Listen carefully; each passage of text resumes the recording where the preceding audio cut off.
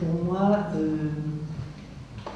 la rencontre avec ces voyageurs russes, dont Vassili Goloman, a été une rencontre très très importante, de voir à quel point le lien entre l'espace qu'on arpente et l'espace de l'écriture se tiennent l'un l'autre. Et pour moi, c'était une source de réflexion qui était importante pour moi, d'autant plus que les gens qui en sont porteurs ici. Voilà, alors comment est-ce que vous voulez, comme on n'est pas très très nombreux, est-ce que c'est vous qui avez des questions à poser? Comment on fonctionne?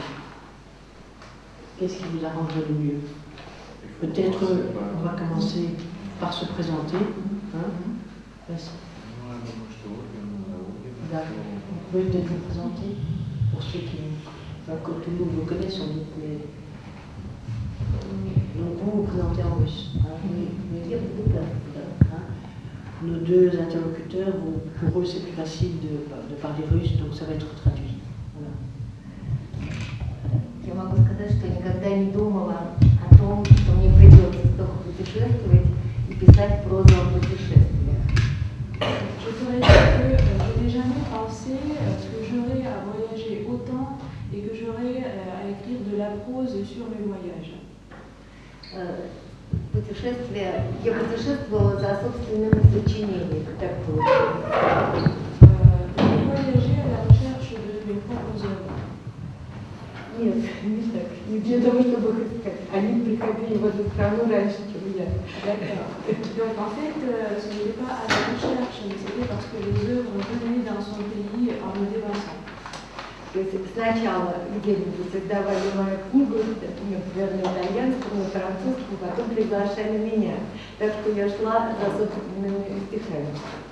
D'abord, on éditait quelque part mon livre en italien ou en français, et ensuite, donc, j'allais chercher ce livre qui avait été publié. Je suivais mes propres vers. Но если говорить более серьезно, то путешествия в Библии сравнивают с болезнью. Mais en parlant plus sérieusement, il faut dire que dans la Bible, on compare le voyage à la maladie. Потому что и то, и другое быстро проходит. Это вопрос времени, а не пространства. Parce que tous les deux passent très vite. C'est la question du temps et non pas de l'espace. Ну, конечно. Это экклезиаст.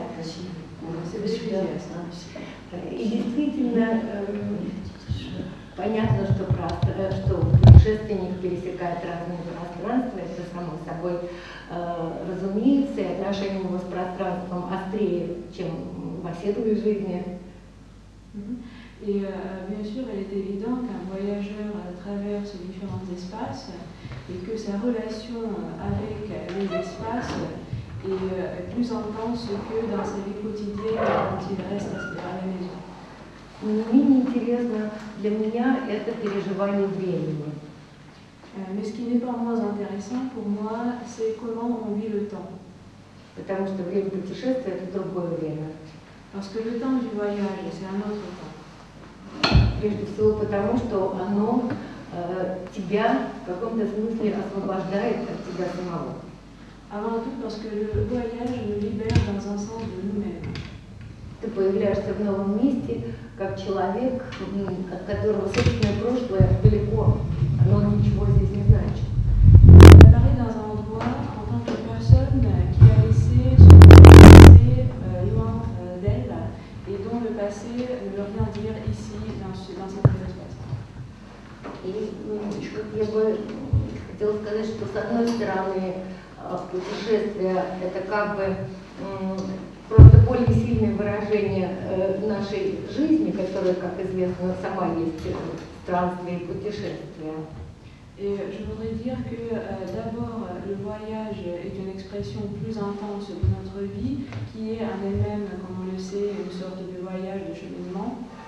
А с другой стороны, человек чувствует себя в каком-то особенном положении, которое, как бы сказать, конец его значительно очевиднее, чем когда ты живешь на одном и том же месте. Конец путешествия ближе, чем дома.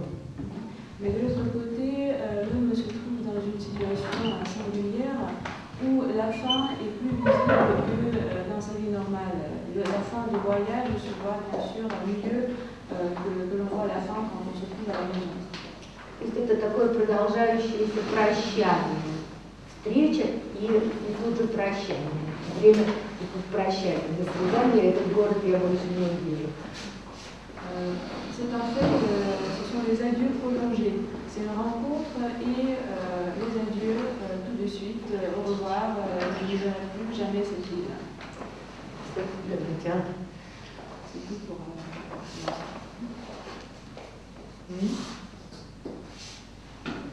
Donc, moi, ce que je retiens de ce que l'on vient d'écouter, c'est que le voyage est une intrusion dans le temps, qui n'est pas une intrusion normale, qui est une intrusion volontaire, où effectivement on traverse, on va de l'autre côté d'un miroir. Так, можно сказать? И, конечно, один из символов путешествия для меня, каждый по-своему это переживает, но для меня это оживает впечатление детского чтения Алисы Керрола. Путешествие как Алиса. Et bien sûr que pour moi, chacun le vit à sa façon, mais moi, pour moi, le voyage, c'est aussi la lecture que j'ai faite dans mon enfance de Alice, de l'autre côté du miroir de Kerrola. Voilà, donc nous sommes face à des miroirs et face aussi au voyage que suppose de traduire, de passer d'une langue à l'autre, ce dont nous allons aussi parler, parce que ce n'est pas du tout, enfin en tout cas en ce qui me concerne, ce n'est pas du tout une opération simple et sans danger. C'est une opération très dangereuse de passer d'une langue à l'autre. Et voilà, donc c'est un thème sur lequel peut-être aussi vous avez envie de réfléchir et de répondre, parce que la traduction, c'est pas du tout la trahison, comme on dit souvent les traducteurs, c'est effectivement un processus intellectuel, mais qui n'est pas du tout, qui ne peut pas être mécanique. C'est-à-dire que c'est, voilà, pour moi c'est un peu la question que je voulais vous poser, qu'est-ce que représente pour vous cette espèce d'étrange voyage que le mot est obligé de faire pour aller se rentrer dans une autre intelligence. C'est vraiment on passe d'une intelligence à une autre. C'est ça qui est en même temps passionnant et c'est ça qui rend la chose, bonjour, c'est ça qui rend la chose très précieuse. Voilà, c'est un voyage très précieux, le voyage pour moi en tout cas, de prendre une langue et de la transmettre. C'est-à-dire, le mot français est un peu dur parce que c'est comme si on mettait, or on ne met rien du tout. Voilà, c'est un peu la question que je voulais vous poser aussi. C'est qu'est-ce que représente cette espèce d'étrange quel est l'Ivas? To znaczy Ivas. Есть что-то, если Ивас это вопрос, который имеет какой-то смысл.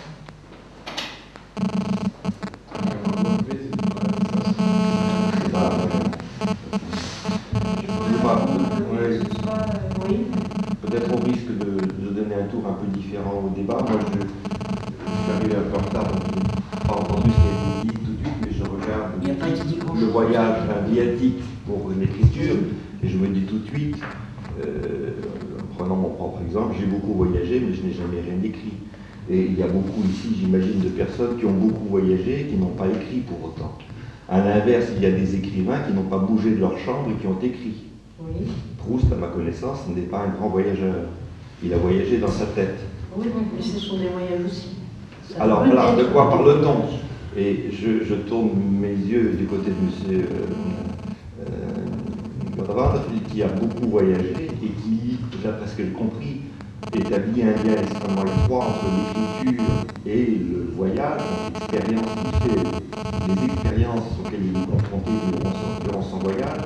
Donc ce qui serait intéressant, c'est de savoir dans quelle mesure ce voyage nourrit sa pensée, son expérience et son écriture, et dans quelle mesure, dans le fond, en fait, il a prémédité déjà son voyage, et il sait déjà un petit peu à présent ce qu'il cherche, et en voyageant, il s'alimente, simplement. Parce qu'on peut, on peut peut-être voyager, je crois, on peut aussi voyager sans avoir d'idées préconçues, en se disant, l'inspiration au cours du voyage me viendra au fur et à mesure des incidents de parcours, et j'aurai comme ça des idées extraordinaires pour m'écrire. Ou bien on peut se dire, je vais faire un voyage avec telle ou telle idée, avec tel ou tel principe, même peut-être, on peut être systématique, comme l'est par exemple Sylvain Tesson quand il voyage, et se dire, je cherche plutôt telle et telle expérience, plutôt je tourne mon regard plutôt vers telle et telle chose, parce que c'est ça qui va alimenter mon écriture.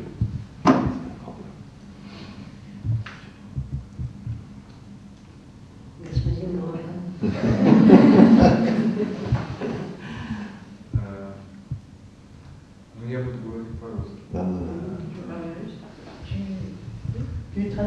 Я отвечу на ваш вопрос, но в конце моего выступления, потому что есть странная связь между литературой путешествий и просто литературой, belles lettres. Je vous répondrai à cette question, mais à la fin de mon intervention, parce qu'il y a un lien assez étrange entre la littérature du voyage et tout simplement la littérature, les belles lettres. Скажем так, новая русская литература родилась в конце 18-го, в начале 19 века с книги путешествий, написанной Николаем Карамзиным. Это было сентиментальное путешествие. On peut dire que la littérature russe moderne a commencé à la fin du XVIIIe siècle, au début du XIXe siècle, avec le livre de Karamzin, le voyage, c'était un voyage sentimental. В этой книге родился как бы новый язык, который был абсолютно чужд тому придворному дворцовому языку, на котором раньше изъяснялась литература. Avec cette œuvre, une nouvelle langue russe est née, qui était complètement étrangère à la langue, on peut dire, pompeuse, dans laquelle la littérature de l'époque s'exprimait. И, скажем, Пушкин, он продолжил дело Карамзина, он много путешествовал в своей жизни, он путешествовал на Кавказ, то есть его ссылки и были его путешествиями. Одновременно происходило расширение языка литературы и сюжетов литературы. Et Pushkin a continué, on va dire, cette cause de Karamzin en voyageant beaucoup. Il voyageait par exemple, il est allé au Caucase et ses exils étaient en même temps ses voyages. Et en même temps, c'était la langue, c'était la littérature qui s'élargissait et c'était aussi les sujets qui se multipliaient avec ces voyages. Я прекрасно понимаю, что существует путешествие и путешествие в воображении. И можно назвать прекрасные книги метафизических путешествий. Я вам написал Дон Кихот, написан в тюрьме. Je comprends bien sûr qu'il existe des voyages et des voyages dans l'imaginaire. Et ces voyages dans l'imaginaire peuvent être tout à fait merveilleux. J'ai noté par exemple quelques œuvres écrites par ces voyageurs métaphysiques dans Don Quichotte, qui a été écrit en prison. Робинзон тоже не выходил. Робинзон Крузо, Гулливер и Алиса в стране чудес, конечно же. Voilà, donc c'était Robinson Crusoe qui a aussi été écrit sans sortir de la maison. Robinson, Gulliver de Swift et bien sûr Alice de Carola. Jules Verne. Jules Verne, toi, je ne sais pas.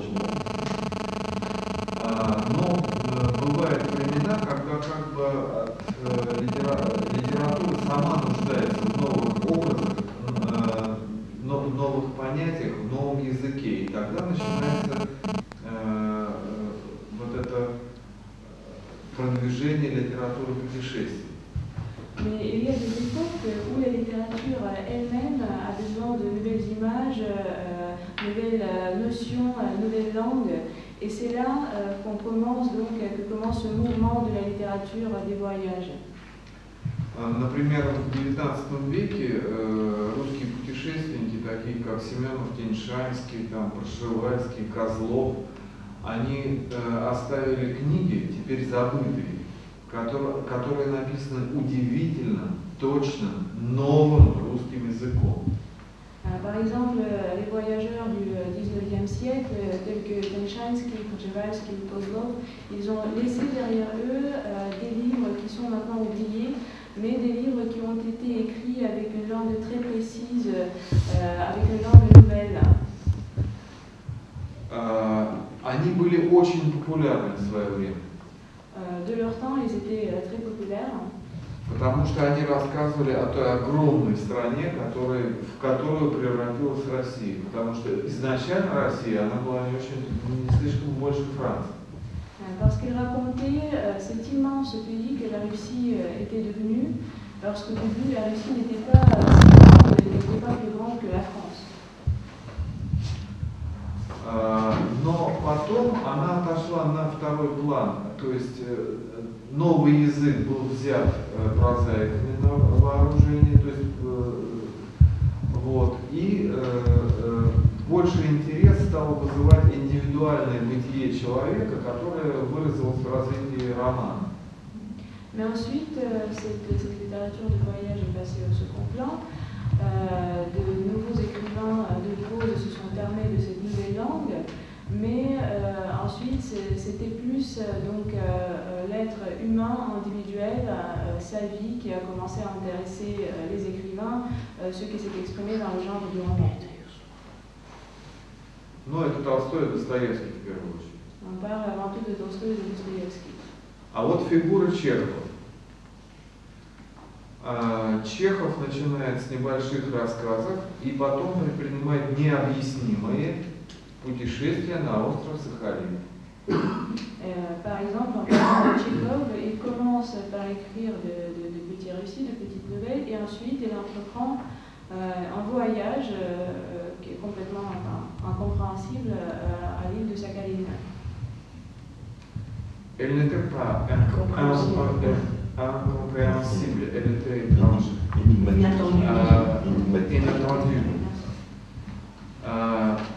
Но оно потерпело, ведь это путешествие, это была тоже попытка расширить пределы литературы, собственно, литературные пределы. Mais ce voyage, c'est aussi une tentative d'élargir les limites de la littérature, les limites littéraires. Zachement Olivier Blaise, Excusez.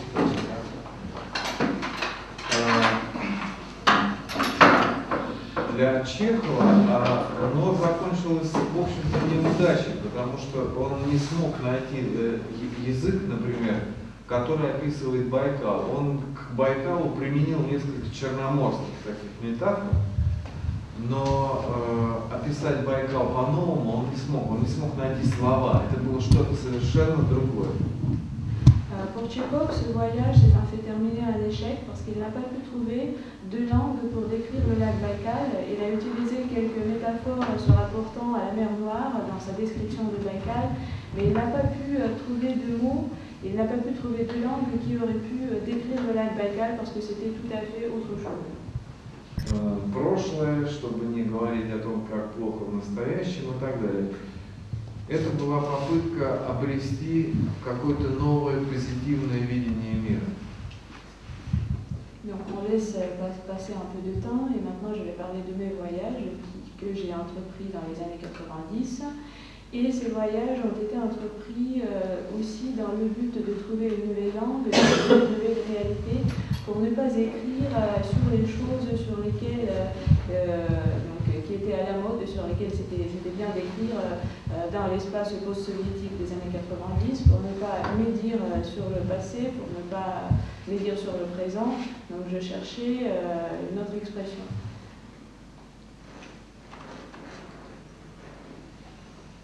Так, кажется, нет, это о чем вам рассказывать то время. Может быть, вопрос о литературе путешествий, может быть, я вам передаю слово. Нет, да. Да, в самом деле и не только для русской прозы, для европейской прозы таким освободительным движением было сентиментальное путешествие Стерна. Ce n'est pas seulement pour la prose russe, mais c'est aussi pour la prose européenne que le voyage sentimental de Laurent Stern est devenu une sorte de mouvement libérateur. И он очень много значил для русской литературы, конечно. Et il signifiait beaucoup pour la littérature russe. Так, например, знаменитый путешественник, хотя невольный путешественник, Венедикт Ерофеев, автор «Путешествия из Москвы в Петушки», своим единственным учителем называл Лоренса Стерна. Par exemple, un voyageur connu, même si c'était un voyageur contre son gré, Venidik Yerofeyev, l'auteur du voyage de Moscou à Petouchki, il disait que son seul maître spirituel était Stern. Путешествия, как и другие, как бы это сказать, младшие жанры в литературе, такие пограничные с беллетристикой жанры, как мемуары, дневники, теперь еще интервью, они, конечно, выдвигаются в центр литературы, когда возникает ощущение какой-то амортизации центральных жанров, роман, повести, жанров, в которых работает вымысел. Alors, cette littérature du voyage, donc, qui fait partie on va dire, des genres cadets de cette littérature qui est appelée à amuser le lecteur, mais aussi de mémoire, d'interviews. Avec tous ces genres-là, cette littérature revient au premier plan au moment où il y a une certaine amortisation de vrais genres, on va dire, du genre de roman par exemple, des genres où travaille notre imaginaire. Я могу сказать как читатель, что ловлю себя на том, что мне теперь интереснее читать такие книги. Если роман, в котором какой-то герой, какие-то происшествия, я чувствую, что у меня уже нет доверия к этому сочинению, и я почти всегда предпочту читать дневники, записки, то есть вещи, в которых воображение действует другим образом. Не то, что оно не действует, но оно не создает другого мира, принципиально другого, как роман с героями, сюжетом. Moi, en tant que lecteur, pour l'instant, je commence à préférer justement ces genres cadets. Quand je lis un roman où il y a un sujet, où il y a un héros qui agit d'une certaine sorte, je commence à perdre confiance envers ce roman et je préfère les mémoires, je préfère des notes. Ce ne sont pas des œuvres où l'imaginaire ne travaille pas, mais ce sont quand même des œuvres où l'imaginaire travaille autrement. Il ne crée pas d'autre monde, il ne crée pas d'autre univers. Vassili voudrait répondre. Eh bien, я хотел бы, я забыл. Il faut vous présenter Puisque j'étais en retard. Non, c'est pas ça. C'est un constat. C'est un constat, oui. Vous voulez que je me présente? Un tout petit peu, oui. D'accord. Hein? Bon, je m'appelle Olivier Blaise, je suis l'auteur d'une vingtaine de livres, principalement des romans, chez Gallimard, Albin Michel, dont un seul jusqu'ici est traduit en russe. Enfin, ça m'a ouvert quand même presque un continent, je suis fier. Et voilà, je n'ai pas d'autre activité, sauf effectivement celle de voyager. Moins maintenant que je suis père de famille, mais c'est tout de même une habitude que je cultive. et en particulier de voyager à pied, c'est-à-dire j'accomplis depuis 2 ans maintenant, par petites étapes, toujours liées à mon statut de père de famille, un tour du monde à pied. Donc, petites étapes d'1 à 2 mois par an, ça n'avance pas bien vite, mais malgré tout, je me donne le temps pour le poursuivre. Voilà. Да. Я хотел, важно не согласиться с Ольгой Седоковой. Первый раз относительно того, что в Библии путешествие названо. Vous entendez bien, dans le fond, il n'y a pas de souci. То, что в Библии путешествие названо болезнью, я предположил, что это взято из Ветхого Завета, оно и оказалось. Потому что в конце концов Христос был путешественником. Болел. Это неплохо, что сравнивается. Просто говорится, болезнь или путешествие быстро проходит. Но у него это долго было. Je voulais exprimer mon double désaccord avec Olga Седокова. Premièrement, quand elle a dit que cette comparaison de la maladie et du voyage était tirée de l'Ecclésiaste, en fait j'ai cru que c'était tiré de l'Ancien Testament. C'est vrai, parce que Jésus, quand il vit, était un voyageur. Donc, нет, здесь можно продолжить гораздо сильнее, что странствие, паломничество становится главной темой христианской эпохи. Но насчет болезни это просто совсем другая тема. Mais bien sûr, on peut continuer en disant que tout ce qui est le cheminement, le pèlerinage, ça devient un thème très important dans l'époque chrétienne, mais quand même, la comparaison du voyage à la maladie, c'était tout à fait autre chose. И второе, я бы не совсем согласился с тем, что записки путешественников, дневники, воспоминания – это младший жанр литературы. Когда-то для себя я вывел такой максимум, что дневник – это может быть единственная честная книга, которую пишет писатель.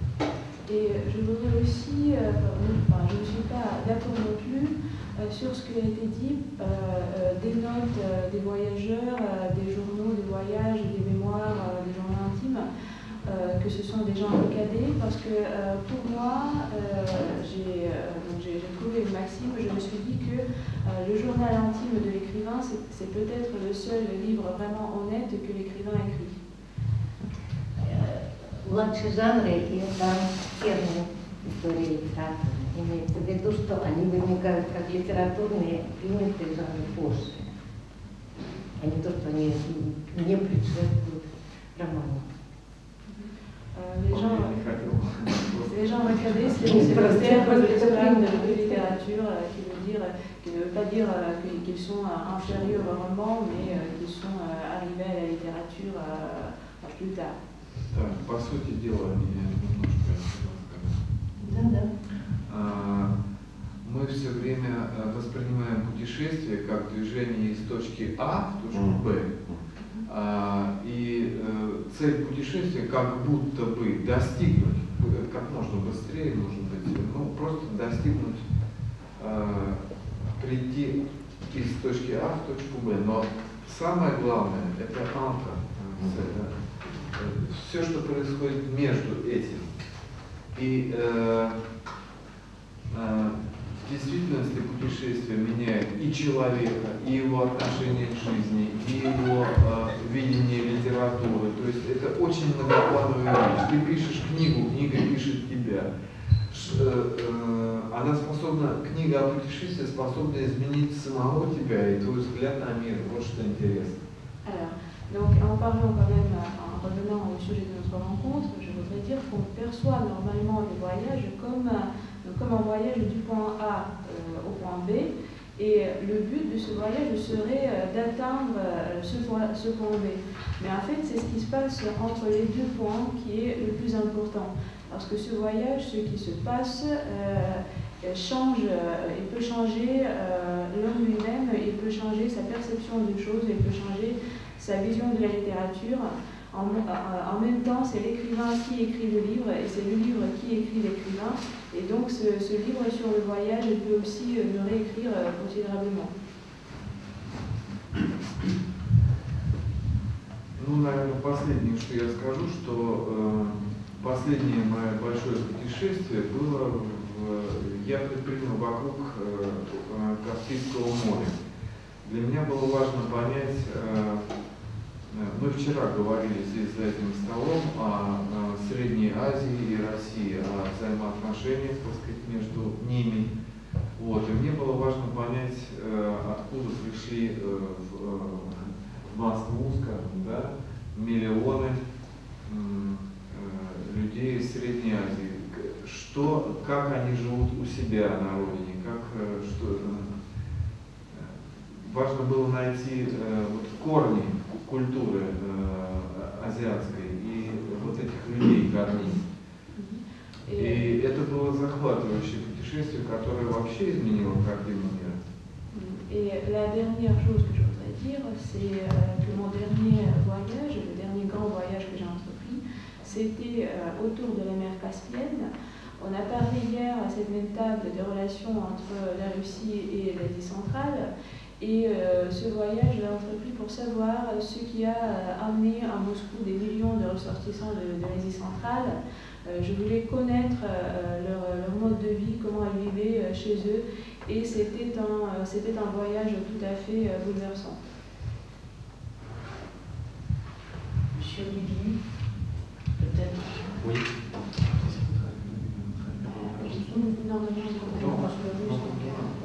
D'accord.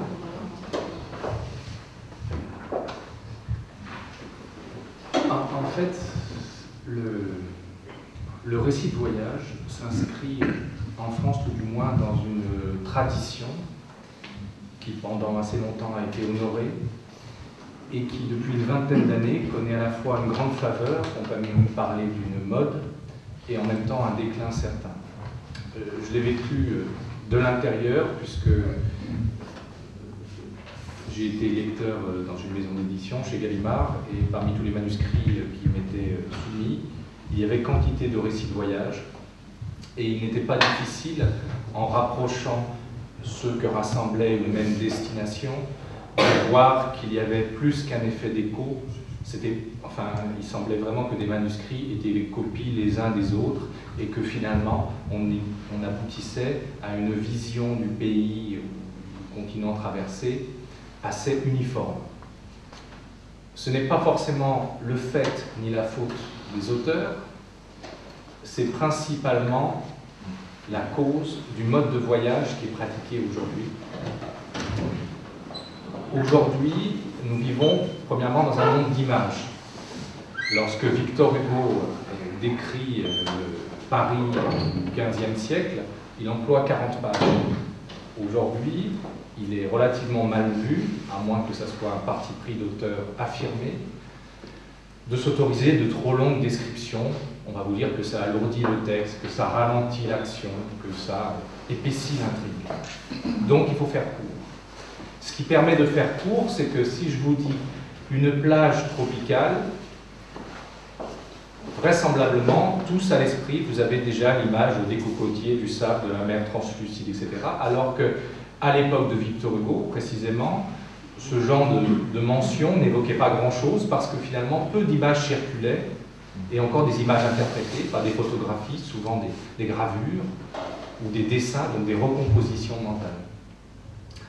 Aujourd'hui, on peut effectivement faire l'économie de nombreuses descriptions grâce à la force des images. Mais le mauvais côté,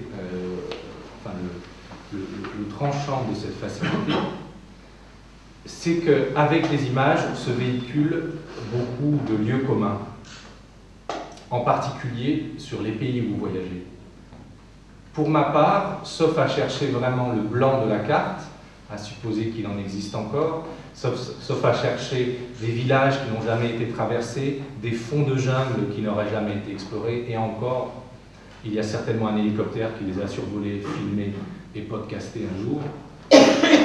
Donc, sauf à chercher vraiment l'inconnu, le rare, le lointain, j'ai, comme vous tous, une notion et une multitude d'images sur la plupart des pays, des climats, des environnements qui existent sur la planète. À partir de ce moment-là, lorsque vous choisissez d'écrire un récit de voyage, il y a vraiment beaucoup de chances que vous tombez dans des choses déjà vues, déjà lues, déjà écrites.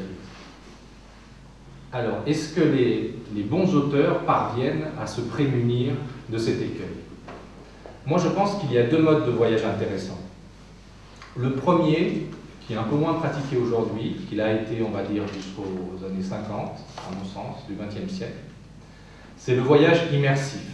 Le voyage de Pierre Loti en France, voilà. Je veux dire Pierre Loti le français.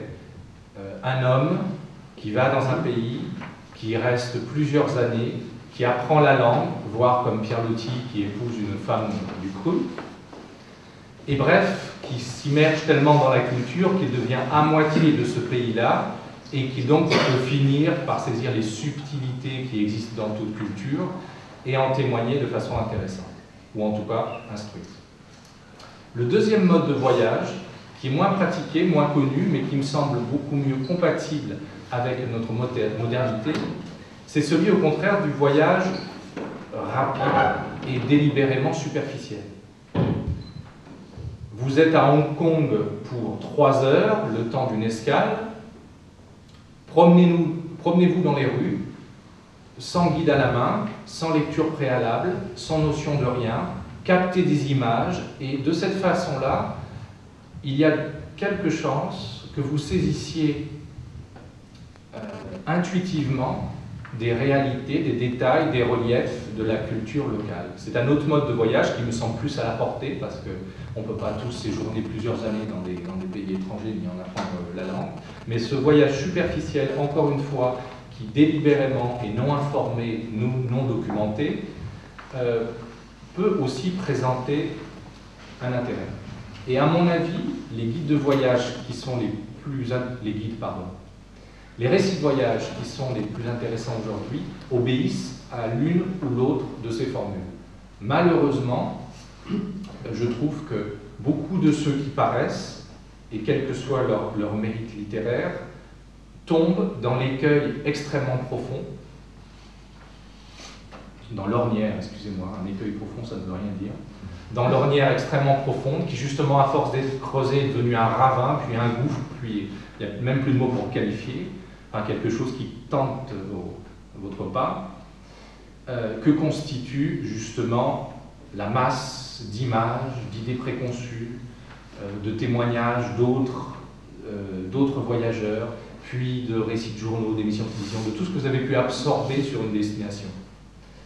Et c'est la raison pour laquelle, pour tirer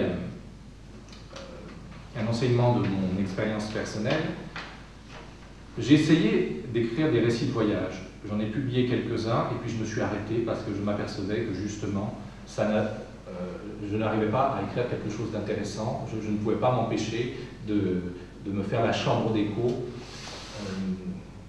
de choses vues, entendues, lues ailleurs.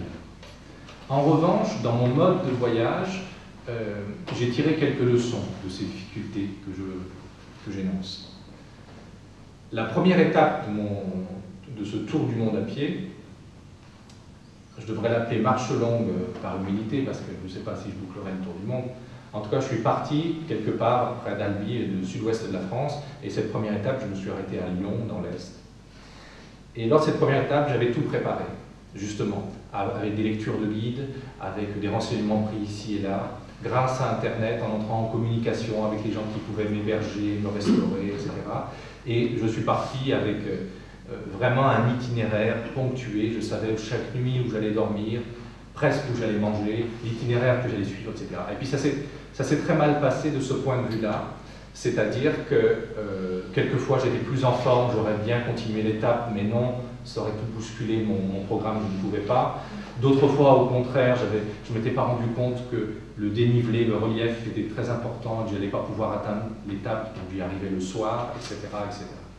Et dès la deuxième étape, qui m'a conduit en Suisse, j'ai renoncé à tout ça, et je suis parti vraiment avec mon bâton de pèlerin, avec l'idée de dormir où je trouverais à dormir, manger ce que je trouverais à manger, etc.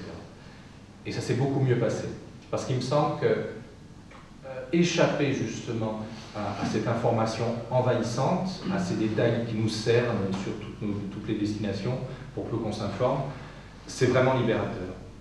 Et ça permet, du point de vue du voyageur, de se confronter à des questions, celles que justement je viens de dénoncer, à savoir où vais-je dormir ce soir, que vais-je manger, puis-je faire confiance à cette personne qui me fournit telle ou telle information, puis-je prendre ce chemin, et d'ailleurs plutôt celui de gauche ou de droite, etc. etc.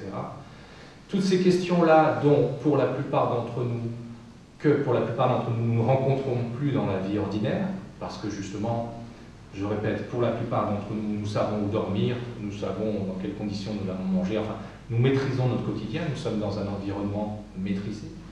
Eh bien, le voyage nous restitue un peu de cette vigueur et de cette vitalité des questions premières.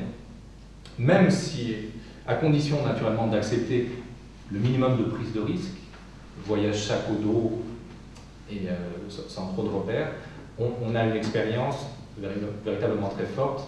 Et pour moi, il est très clair que chaque journée de voyage a une intensité beaucoup plus importante qu'une journée du quotidien, si passionnante soit-elle. On a l'impression d'être véritablement restitué à la vie. Et la marche, le fait de marcher à pied, accroît ce phénomène. Je cherche une citation, mais dotée d'une mauvaise mémoire, je ne vais pas la retrouver. C'est un philosophe sociologue français, David Le Breton, qui a écrit sur la marche, un très joli livre.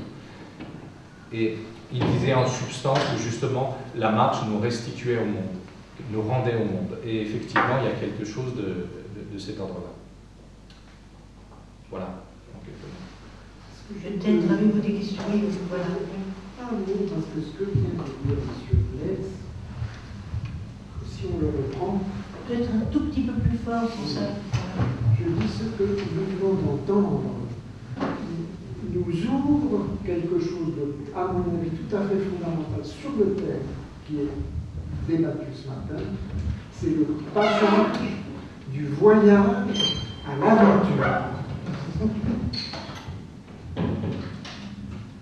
Si le voyage reste un voyage, il est effectivement le passage d'un point A à un point B, ce qui n'a au fond pas grand intérêt.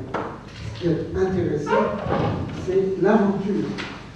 Et effectivement, dans l'histoire, on voit je ne sais pas si on peut parler d'une dégradation, parce que c'est porter un jugement, mais une évolution très nette, où il y a eu un moment où tout voyage, y compris sortir de son village pour joindre le village suivant, était une aventure.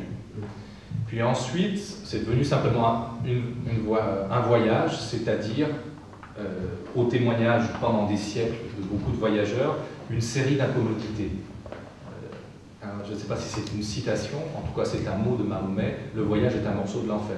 Et effectivement, voyager au 7e siècle, comme pendant très longtemps, c'était une succession d'avanies, de complications, de risques, etc.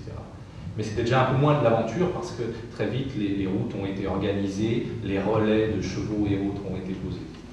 Et puis aujourd'hui, il faut dire ce qui est, on est dans le déplacement, ce qui est encore une réduction. Mais, je m'apporte moi-même une contradiction, il existe le moyen de restituer de l'aventure, y compris dans les déplacements les plus limités et les plus ordinaires. Et moi, je me suis aperçu, comme je trépigne un petit peu entre les deux étapes du Tour du monde à pied qui se déroule que l'été, c'est dur de marcher 2 mois et puis d'un coup de vous arrêter et puis de mener une vie relativement sédentaire comme la mienne, comme les nôtres. J'ai entrepris de faire des tours de ville avec cette idée aussi absurde que le Tour du monde à pied. Voilà, je vais contourner 100 villes de France. Et contourner, c'est vraiment regarder une carte, voir où la couleur change, et puis suivre le contour de la ville. Alors à Paris, c'est relativement facile et sympathique, puisque nous avons un boulevard périphérique et une ceinture de boulevard qui les contourne, c'est 36 km, voilà, en une journée on l'a fait. Mais il y a quantité de villes, en France et ailleurs aussi, où on s'aperçoit que si l'histoire n'a pas maîtrisé le contour de la ville par généralement une érection de remparts à certains moments qui se sont figés dans des routes, si l'histoire n'a pas fait ça, la ville est allée dans toutes les directions n'importe comment. Par exemple, j'ai fait le tour de Metz, 40 km dans l'est de la France, et le tour de Metz, vous ne savez pas pourquoi, pour des raisons administratives, brusquement le chemin, enfin, il n'y a pas de chemin justement, se projette une dizaine de kilomètres en plein champ, puis revient dans une zone industrielle. Donc vous longez des usines, et puis après, c'est des zones commerciales. Et en faisant ces tours de ville, je me suis aperçu que, pour revenir au thème et à votre question, si on avait la disposition d'esprit à l'aventure, si modeste soit-elle, il se passe des choses, il advient des choses, parce que votre regard est entièrement différent sur un environnement pourtant balisé, maîtrisé, extrêmement quotidien. Et c'est la raison pour laquelle j'encourage quiconque à entreprendre comme ça des tours de ville à pied. Oui, quelqu'un qui veut relancer la balle sur... moi, je trouve totalement passionnant votre proposition parce qu'elle échappe à toute... effectivement, à toute... enfin, c'était un inattendu qui est un inattendu totalement formateur, qui est le moteur, si vous voulez, de vos voyages. Et le fait de ne pas passer de A à B, mais de se préoccuper de ce qui se passe entre A et B, ça me paraît dans notre monde de voyage rapide, d'avion et de voiture, ça me paraît très très très salutaire comme réflexion. Voilà. Moi, je voulais savoir le roman de M. Bess qui a été traduit en russe et vous pouvez parler, enfin, ce qui a le plus intéressé les Russes. Ah, c'est presque plutôt une question qui s'adresse aux Russes parce que oui, ce n'est pas le moteur de leur intérêt. Brièvement, parce que pour le coup, c'est presque leur sujet. J'ai écrit donc un certain nombre de romans historiques avant celui-ci de Maître de café qui venait pas. Et celui qui a été traduit se situe dans les Pays-Bas, la Hollande du XVIIe siècle, qui est son âge d'or, et concerne le commerce des tulipes dans les Pays-Bas à l'époque, puisque c'est le premier exemple de spéculation boursière qu'on enseigne dans les cours d'économie. C'est un moment où les oignons de tulipes pouvaient atteindre des sommes incroyables, plusieurs millions d'euros aujourd'hui, sans valeur réelle. C'est-à-dire très vite, on a pu échanger les oignons, mais on a échangé des papiers qui les représentent, puis la simple mention des papiers, enfin bref, comme l'économie virtuelle d'aujourd'hui. Voilà en gros de quoi il s'agit. Pourquoi les Russes y sont intéressés? Je serais bien en train de vous répondre. Enfin plutôt, pourquoi celui-là plutôt qu'un autre, je ne sais pas. Cela dit, je vais publier en septembre un roman qui se déroule en Russie et qui sera en fait dans la ligne d'un voyage d'écrivain que j'ai eu la chance d'accomplir l'été dernier, qui était en fait une descente du fleuve Yenisseï, pas tout à fait à l'embouchure, mais très loin, très haut, 300 km au nord du cercle polaire jusqu'à Norilsk. Et ce roman qui est contemporain se situe dans l'un des villages sibériens que nous avons croisés sur le chemin. Il aura éventuellement plus motif à être traduit donc le récit des tulipes. Mais je crois qu'il y avait une question qui émerge et qui a émergé au début de notre discussion. C'est que les récits de voyage pour la Russie a été à la source d'une modification profonde de la langue, ce qui n'est pas du tout le cas de notre Europe, où les récits de voyage sont rentrés dans un langage littéraire qui était le langage de l'écrivain, tandis que le fait de sortir de la langue, disons, officielle qui précédait les récits de voyage a été effectivement une rupture profonde. Je peux vous relancer la balle? Но что касается меня и еще нескольких по возрасту близких мне людей, путешествие стало такой возможностью уйти от литературы постмодерна и найти какое-то основание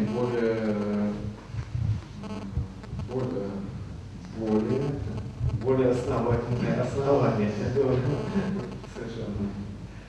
Donc pour moi, en ce qui me concerne, ce qui concerne peut-être d'autres gens de mon âge,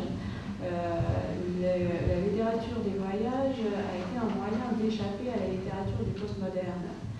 Et de trouver une base, si on peut le dire, plus basique.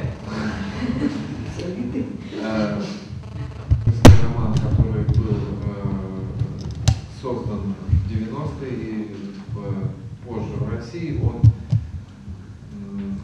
ну, честно говоря, Ольга меня поправит, я чего-то не понимаю, но это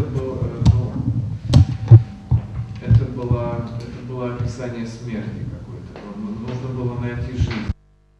Не поклонник постмодернизма, и даже больше, чем не поклонник. Просто мне было интересно, о каких вы романах говорите, постмодернизма. Я просто их не читала. Ой, я тоже брался и читать, но не мог прочитать. Мне казалось, что я ем что-то несвежее. Non, je n'arrivais pas à donner les noms parce que je n'ai pas pu finir ces romans. Je commençais à les lire et puis je ne me sentais pas dans la force de les terminer. Je me retrouvais face à quelque chose qui n'était pas très frais. Peut-être, может быть, имеет смысл перейти на например, как и почему эта книга, которая «Около острова», как она возникла конкретно, как это было написано. И, может быть, для вас тоже.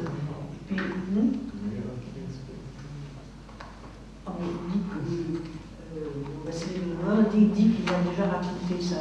Moi, je crois qu'il y a une aventure de ce qui a été effectivement traduit de manière un peu difficile, parce que normalement ce n'est pas l'éloge des voyages insensés. Il se trouvait que mon éditeur avait déjà un livre qui s'appelait l'éloge de quelque chose, donc il m'a demandé de dire que c'est l'apologie, le vrai mot du titre du livre de Galavan, c'est l'apologie du voyage insensé, c'est pas l'éloge, c'est pas tout à fait différent, c'est pas tout à fait pareil, quoi.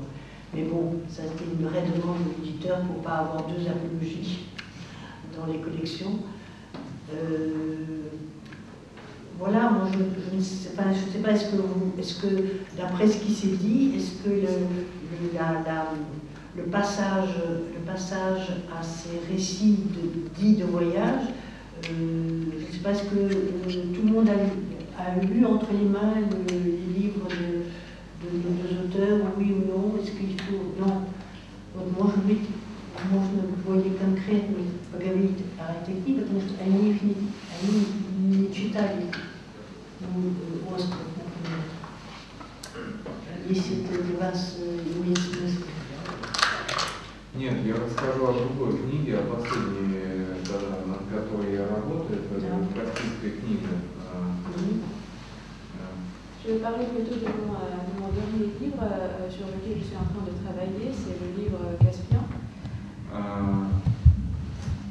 Вот есть несколько побудительных моментов, которые заставляют писать книгу о путешествиях и отправляться в путешествие. Il y a quelques moments, quelques impulsions qui nous poussent à écrire un récit de voyage et qui nous poussent à partir en voyage. И в случае Каспийской книги, как я уже говорил, это было желание понять, что происходит в мире. Оно происходит во всем мире. Et dans le cas du livre Caspien, c'était, comme j'ai déjà dit, le désir de comprendre ce qui se passe dans le monde, et ça se passe dans le monde entier. Ну, есть такое великое перемещение, ну, как это было в начале нашей эры, великое движение народа. Il y a un grand déplacement, un grand exode des peuples. И смешение культур. Il y a un mélange des cultures. И я хотел узнать изнутри, что такое ислам. Я не знал этого, потому что Москва была совершенно чуждым исламом города. Et je voulais connaître de l'intérieur ce que c'était que l'islam. Je ne le savais pas parce que Moscou était une ville complètement étrangère à l'islam. Ну и потом я просто хотел увидеть те пространства, те страны, которые образовались на месте бывшего Союза. Я хотел понять ситуацию с Ираном. Я, честно говоря, боялся, что вот сейчас я приеду в Иран, а американцы начнут бомбить. И что я тогда буду делать? Но я подумал, ну ладно, в потоке беженцев, это будет интересно, об этом будет интересно рассказать. Et je voulais aussi retrouver, connaître ces espaces, ces pays qui se sont tournés sur l'espace de l'ex-Union soviétique. Je voulais aussi voir l'Iran et j'avais un peu peur. Je me disais, voilà, j'arrive à l'Iran et les Américains commencent à bombarder. Qu'est-ce que j'allais faire alors? Et après, je me suis dit, bon, tant pis, je me retrouverai dans le club de réfugiés. Ce serait une aventure, ce serait intéressant. Я должен сказать, что в результате этой книги некоторые путешествия, очень острые путешествия, например, в Дагестане я спорил с исламистом, я поехал туда на неделю, чтобы как следует с ним поспорить, поговорить и так далее. Я нашел в горах одного человека, в результате через 1,5 дня я бежал оттуда, просто ломая крылья, теряя перья. Je voudrais dire que donc, cette écriture, en résultat de ce voyage, ça m'a offert quelques voyages très intenses. Par exemple, au Daghestan, où j'avais une discussion sur l'islam avec une personne locale, une personne que j'avais recherchée. Je suis allée pour une semaine spécialement pour pouvoir discuter sur l'islam et 2 jours après, j'ai été obligée de fuir tout simplement de me sauver. Да нет, пожалуй, не для того, чтобы спастись, а потому что... Ну, sauver, это очень бежать, это хорошо. Да. Но это было слишком серьезное испытание для духа и моего сердца, вот так скажем. C'était, on peut dire, donc c'était trop dur pour mon esprit et pour mon cœur. После одного из приключений, я пересек Калмыкию ночью на автобусе, и это было довольно опасное приключение, после которого я неожиданно женился. Вот, то есть книга, как она действует, как она меняет твою жизнь. Et après, une des aventures, c'était quand j'ai traversé le pays de Kalmyk en bus, qui était en soi une aventure assez dangereuse. Après, de façon complètement inattendue, je me suis mariée. Et donc c'est là que vous pouvez voir comment ce livre, il peut changer la vie, de façon complètement inattendue.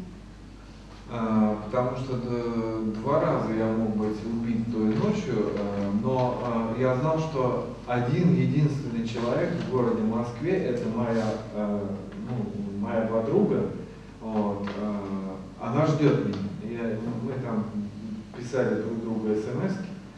Вот, я понимал, что она ждет, и я могу добраться до нее, это будет спасение. Вот, и после этого мы поженились. J'aurais pu être tuée à 2 reprises cette nuit-là, mais je savais que mon ami qui est resté à Moscou, qu'elle m'attendait et que si, donc on s'écrivait des SMS et je savais que si j'arrivais, donc elle m'attendait et que si j'arrivais à l'atteindre, ce serait là, donc je serais sauvée. Et après cela, effectivement, nous nous sommes mariés. Можно вам передать слово о нем? Ну, более конкретно ваши путешествия, как они начались и как это все это связалось для вас? Ну, мне придется повторить, что я отнюдь не писатель путешествий. И интерес проявить на других.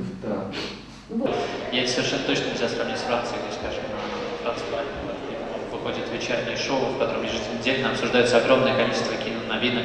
Это совершенно невозможно представить себе в России. Сейчас вообще программа о литературе на большом канале, или на канале «Культура», у которого доля просмотров там 0,7%, а на большом каком-то государственном канале невозможно себе представить программу о книжных новинках еженедельно, тем более. Je ne pourrais pas parler de tout le marché russe, Donc bien sûr que la situation est loin d'être aussi catastrophique qu'en Biélorussie, et c'est difficile de comparer au marché français parce que je ne le connais pas très bien, mais il faut dire que le rôle de l'écrivain en Biélorussie, en Russie et en France est très différent. En Russie aujourd'hui, on se souvient des écrivains quand il y a la nécessité de faire de la propagande, sinon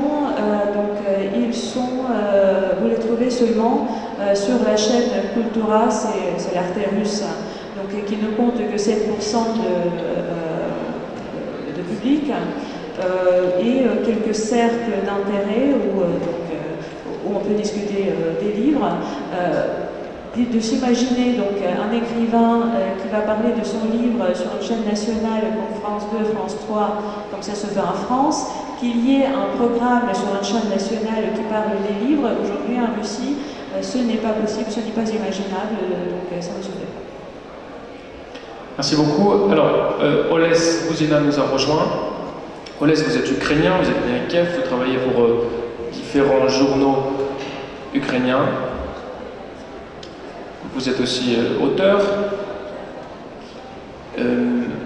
Je lis là avec... Alors, est-ce que vous voulez déjà ajouter quelque chose?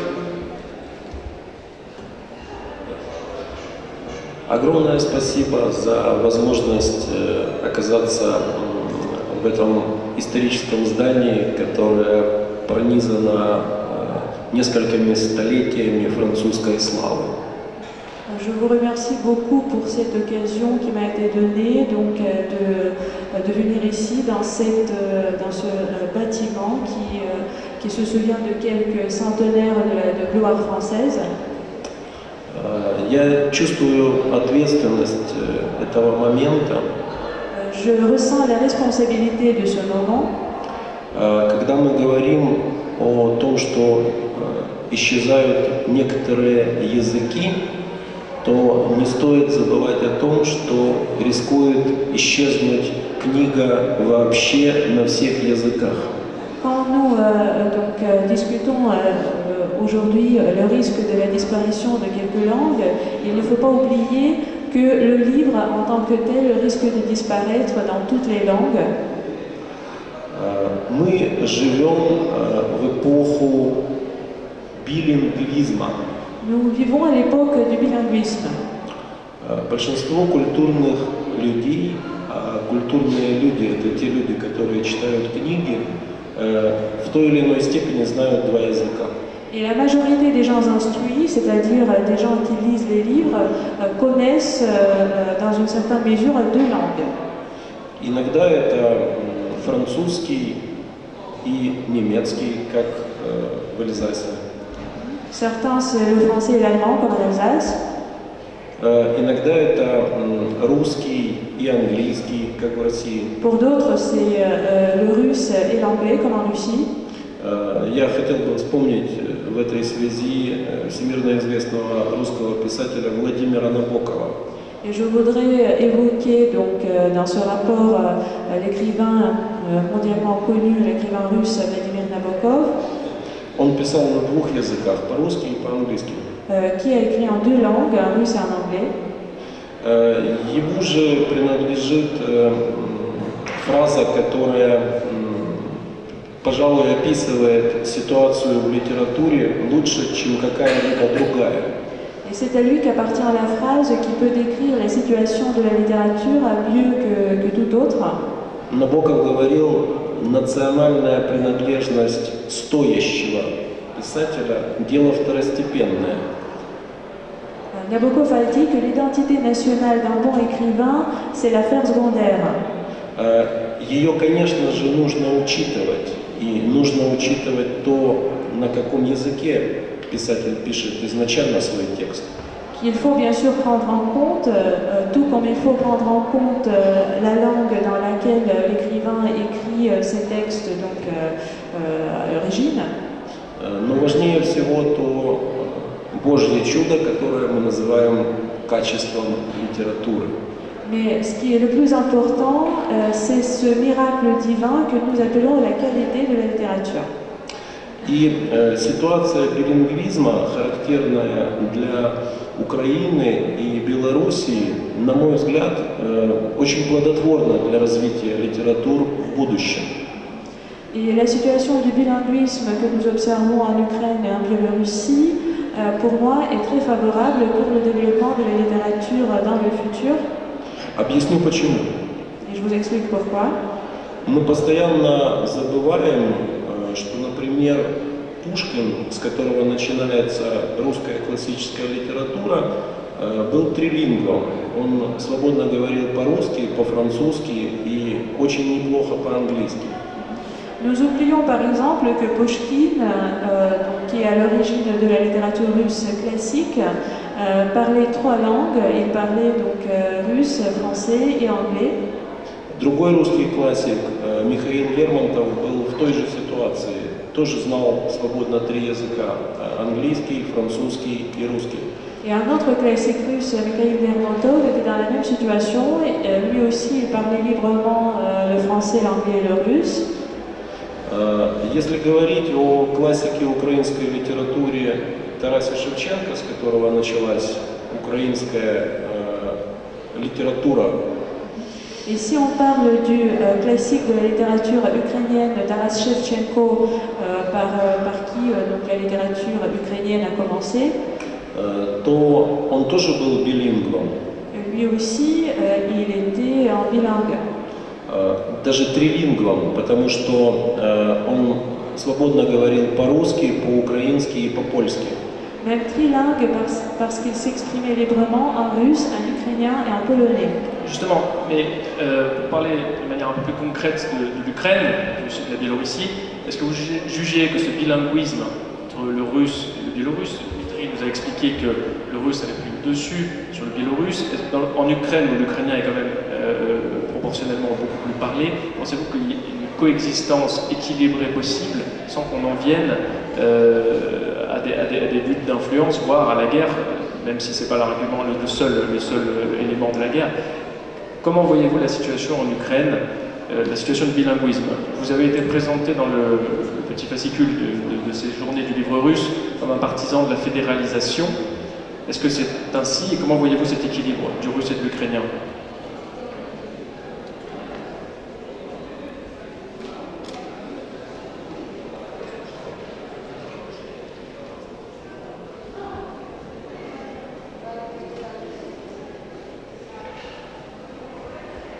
Вы знаете, что в Украине сейчас происходит война. Vous savez qu'il y a la guerre en Ukraine en ce moment. И для меня это очень печально. Et pour moi, c'est très triste. Я считаю, что первое, что нужно сделать, это установить в Украине перемирие, мир. Et la première chose pour moi qu'il faut faire, c'est rétablir la paix en Ukraine, donc cesser le feu. Перевести ситуацию из вооруженной фазы в русло дискуссии. Et de transférer toute cette situation de la phase militaire à la phase de la discussion. Подождать, чтобы страсти остыли. Attendre que donc, les passions se taisent un peu. И не только подождать. Et pas seulement attendre. Но и всячески способствовать тому, чтобы страсти остыли. Il faut aussi donc, essayer de tout faire pour favoriser ce calme. Потому что очень печально видеть, как спекулируют темами важными, но намного менее важными, чем человеческая жизнь. Parce qu'il est triste de voir les gens manipuler des sujets très importants, mais quand même moins importants que la vie humaine. Сейчас у нас парадоксальная в Украине ситуация. La situation en Ukraine est paradoxale. Потому что, несмотря на все, что происходит в стране, у нас по-прежнему выходят газеты на русском языке. Parce que malgré tout ce qui se passe dans le pays, on a toujours des journaux qui paraissent en russe. Существуют русскоязычные каналы на телевидении. Il y a toujours des chaînes russes à la télé. Причем речь идет не о маргинальных каналах и газетах, а тех, которые являются мейнстримом. Et il ne s'agit pas des chaînes et des journaux marginaux, mais ceux qui représentent le mainstream. Поэтому я считаю, что мирное сосуществование в будущем двух языков, русского и украинского, в Украине не только возможно. Et je crois que la cohabitation paisible des deux langues en Ukraine, le russe et l'ukrainien, n'est pas seulement possible, но и станет реальностью. mais c'est ce qui deviendra la réalité. В какой форме это будет, другой вопрос. Sous quelle forme, ça c'est une autre question.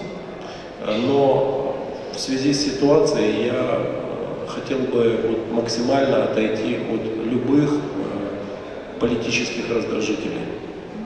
Mais donc en rapport avec la situation actuelle, je voudrais qu'on se distance au maximum de tous les stimulus, tous les irritateurs politiques. Если провести историческую аналогию, пусть и не языковую, donc, si on trace un parallèle historique, même s'il ne s'agit pas d'un parallèle concernant la langue, и вспомнить тоже французскую историю, et qu'on se souvient de l'histoire française, наверное, вы все счастливы, что во Франции сейчас больше невозможны религиозные войны, как в XVI веке. Je crois que vous êtes tous heureux du fait qu'en France, les guerres religieuses, comme au XVIe siècle, ne sont plus possibles. И сколько бы ни обвиняли того же Анри IV в отсутствии твердых принципов, on peut accuser tant qu'on veut Henri IV de l'absence des convictions. но его курс на веротерпимость оказался наиболее продуктивным в тех условиях. Mais c'est son aspiration vers la tolérance qui s'est révélée être la plus productive dans ces conditions de l'époque. Такая же ситуация существует и с языками. Et c'est la même situation qui existe avec les langues. Главное, чтобы все утихло, главное, чтобы прекратила литься кровь. L'essentiel, c'est que tout soit calme et que le sang ne coule plus. А потом можно будет разговаривать на всех языках. Et après, on pourra parler toutes les langues qu'on veut. Alors, je voudrais rebondir sur ce thème en m'adressant à Dimitri. La même question. En Biélorussie, le biélorusse est ultra minoritaire. Quel est l'équilibre possible? Faut-il exiger qu'on ne parle que biélorusse ou y a-t-il une place pour la langue russe? Et à quel point d'équilibre est-il possible de trouver?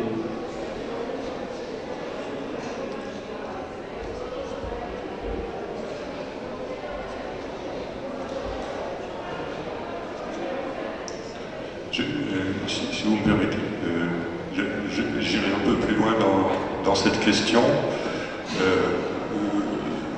La Biélorussie est un pays qu'on connaît relativement mal ici. Quel est le support social qu'on peut trouver pour la pratique du biélorusse? La part de la population qui parle le biélorusse. Donc, est-ce qu'il y a des gens qui sont prêts à défendre l'usage du biélorusse, et aussi sur le plan gouvernemental, est-ce qu'il y a des politiques pour soutenir l'usage du biélorusse?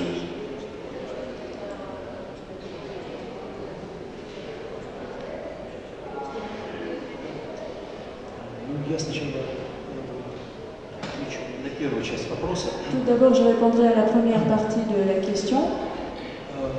Дело в том, что на фоне событий, которые происходят в Украине, donc sur le fond des événements qui se passent en Ukraine, со стороны российских коллег, du côté des collègues russes, в сетях, в интернете стали появляться такие предсказания, предположения о том, что в Беларуси тоже возможен мощнейший следующий всплеск национализма белорусского. Donc, de la part de ses collègues sur Internet, dans les réseaux sociaux, il y a donc une sorte de prévisions qui disent que, après ces événements, il est possible qu'en Biélorussie ait lieu une nouvelle explosion de nationalisme.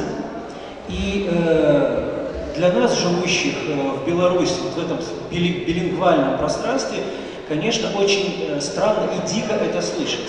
Et pour nous qui vivons en Biélorussie dans cet espace bilingue, c'est très étrange d'entendre ces choses-là.